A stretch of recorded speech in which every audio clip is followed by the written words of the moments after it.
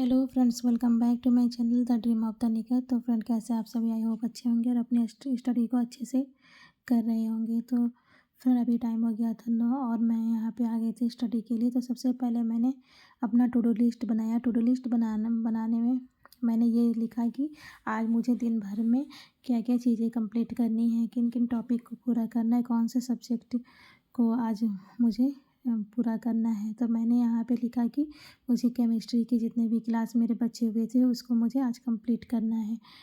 और कंप्लीट करने के बाद मैंने यहाँ पे अटेंड किया क्लास को, और क्लास के साथ साथ मैं उसे लर्न भी करूँगी। तो फ्रेंड, ऐसा नहीं है कि हमें बस नोट्स ही बनाते चले जाना चाहिए, हमें साथ ही साथ याद भी कर लेना चाहिए। क्योंकि अगर बस आप नोट्स ही बनाते रह जाएंगे तो वो बहुत ज़्यादा आपके साथ एक पाइलअप हो जाएगा और आपको लर्न करने में बहुत दिक्कत होगी। तो अगर आप साथ साथ लर्न करते जाते हैं तो आपको ज़्यादा आपके ऊपर बर्डन नहीं होगा कि बहुत सारा याद करना है। फिर आप बाद में रिवीजन भी अच्छे से कर सकते हैं। तो फ्रेंड, जैसा कि आप जानते हैं कि बीपीएससी टीआरई 4 का जो है ओटीआर स्टार्ट हो गया है। बीपीएससी ने अपना एक रूल सेट किया है कि कोई भी फॉर्म फिलअप करने से पहले जो है आपको जो है ओटीआर करनी पड़ेगी। अगर आप ये वन टाइम रजिस्ट्रेशन है, आप एक बार ओटीआर कर लेते हैं तो बीपीएससी के आने वाले जितने भी एग्ज़ाम्स हैं वो इस ओटीआर से आप भर सकते हैं। चाहे वो बीपीएससी प्रीलिम्स हो या बीपीएससी एडीओ हो, या मतलब बीपीएससी से रिलेटेड जितने भी बीपीएससी अपने एग्ज़ाम्स कंडक्ट करवाती है उन सारे एग्ज़ाम्स को अगर आप एलिजिबल हैं तो आप उस ओटीआर से फिल कर सकते हैं। और ओटीआर करने का अच्छा है कि आप जो है फॉर्म भरते वक्त जो है आपको बहुत ज़्यादा टाइम नहीं लगेगा। आप बस कुछ ही मिनट में ये आसानी से फॉर्म को फिल कर सकते हैं। आप जानते हैं कि जब फॉर्म फिलअप होता है तो बहुत ही वेबसाइट पर क्रशेस होता है और फॉर्म में बहुत देर होती है भरने में। तो ओटीआर करना मैं सबको सजेस्ट करूँगी, आप सबसे पहले ओटीआर कर लें। और हाँ, अगर आपने पहले से ओटीआर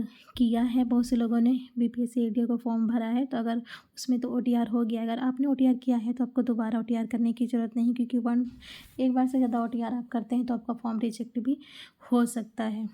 तो यहाँ पे मैंने पूरा 3 बजे तक याद कर लिया जितना भी मैंने यहाँ पे लिखा था। और ये था मेरा केमिस्ट्री का नोट्स जो मैंने क्लासेस अटेंड किए थे, तो यहाँ पे नोट किया था।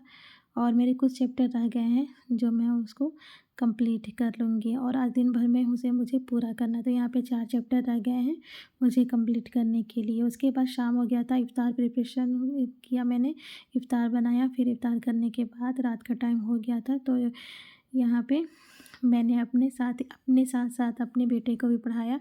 क्योंकि बस खुद पे ही फोकस नहीं करना है, हम एक माँ है और अपनी माँ का पहला फ़र्ज़ होता है उसकी औलाद, मतलब वो अपने बच्चों को जब बहुत ज़्यादा मतलब देखभाल करते हैं और उनको खिलाना पिलाना, उनकी एजुकेशन, सब कुछ माँ को ही चिंता होती है।